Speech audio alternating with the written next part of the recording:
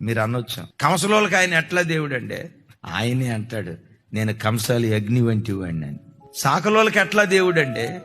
నేను చాకలి సబ్బు వంటి వాడిని అంటాడు. రాజులకి ఎట్లా దేవుడు అండి అంటావా? నేను రాజులకు రాజులు అంటాడు. అయ్యో, బ్రాహ్మణులకి ఎట్లా దేవుడు అండి? యేసుక్రీస్తు ప్రధాన పూజారి, ప్రధాన యాజకుడు. మా కాపులకు దేవుడు కాదండి అని అంటావా? అసలు నంబర్ 1 కాపు యేసుక్రీస్తు వారు అంటాడు కదా, నేను నాటిన ద్రాక్ష తోటను దివారాత్రులు కాపాడుచున్నాను, కాపు కాయుచున్నాను. కాపులాయన మేము కమ్మోళ్ళం అండి, మాకు దేవుడు కాదంటావా? ఆయన మాటే కమ్మదనం.